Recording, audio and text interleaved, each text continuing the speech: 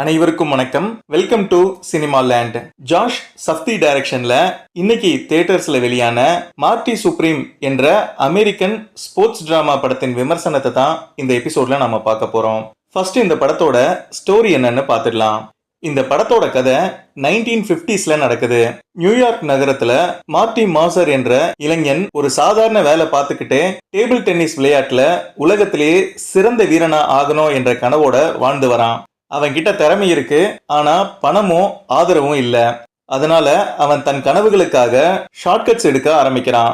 பொய் சொல்றது தொடங்கி சில நேரங்கள்ல மனிதர்களையே பயன்படுத்தும் அளவுக்கு அவன் போகிறான்.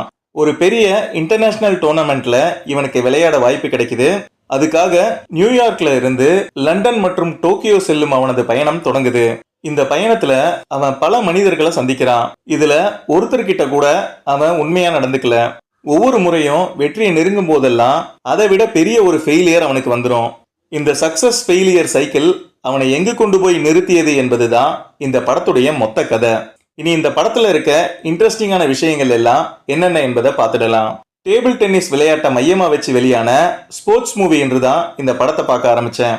ஆனா இந்த படத்துல சொல்ல வர்ற மெசேஜ் என்னன்னா, ஒரு சாதாரண மனுஷன் சிறந்தவனா ஆகணும்னு நினைச்சா அதுக்காக அவன் எந்த அளவுக்கும் போக தயாரா இருக்கிறான் என்பதை தான் இந்த படம் காட்டுது. இந்த படத்தோட ஸ்கிரீன் பிளே ரொம்ப வேகமாகவும் குழப்பம் நிறைந்ததாகவும் எழுதப்பட்டிருக்கு. மேலும் இந்த படத்தோட ஹீரோ வழக்கமான கதையில வர்ற மாதிரி நல்லவன் இல்ல. நல்லது செய்ய வாய்ப்பு கிடைச்சாலும் அவன் தவறான முடிவு தான் எடுக்கிறான்.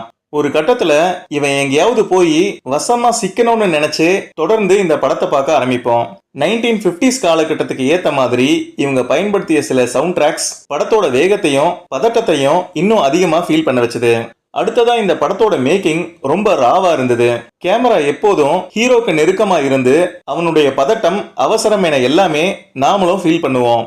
எதையுமே ஸ்மூத்தா அழகா காட்டின மாதிரி இல்ல. எல்லாமே கொஞ்சம் ரஃபா ரியலா தான் எடுத்திருக்காங்க. லைட்டிங், கேமரா மூமெண்ட்ஸ் என எல்லாமே இவங்க செட் பண்ண மூடுக்கு ஏத்த மாதிரி இருக்கு. படத்தின் எடிட்டிங் ரொம்ப நல்லா இருந்துச்சு.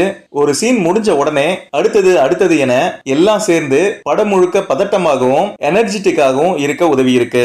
இந்த படத்தோட பெரிய பலமே மார்ட்டி கதாபாத்திரத்தில் நடிச்ச திமோத்தி கால்மெட் தான். ரூடா, செல்ஃபிஷா, கெட்டவனாகவும் தெரிகிற இவருடைய கேரக்டரை ரொம்ப இன்டென்ஸாகவும் கன்வின்சிங்காகவும் நடிச்சிருக்காரு. பர்டிகுலரா ஒரு சீன் இருக்கு. அவர் காதலிக்கிற ஒருத்தரை நேருக்கு நேர் பார்த்து அவங்களோட ஃபியூச்சரை பத்தி ரொம்ப குரூவலா ஒரு விஷயத்த சொல்லுவாரு. இவன் எல்லாம் ஒரு மனுஷனான்னு கேட்க தோணும். அந்த அளவுக்கு அந்த கேரக்டருக்கு ஏத்த மாதிரி இவருடைய ஆக்டிங் சிறப்பா இருந்துச்சு.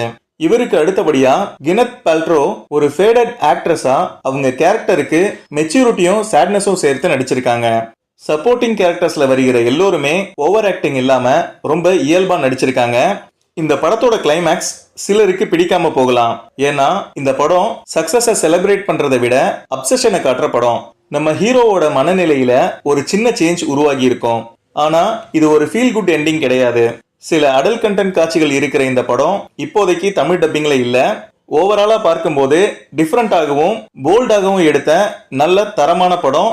மிஸ் பண்ணாம பார்த்து என்ஜாய் பண்ணுங்க. மீண்டும் ஒரு நல்ல படத்தோட உங்களை நான் சந்திக்கிறேன். இந்த வீடியோ உங்களுக்கு பிடிச்சிருந்தா லைக் பண்ணுங்க. மறக்காம என்னுடைய சேனலை சப்ஸ்கிரைப் பண்ணுங்க. நன்றி, வணக்கம்.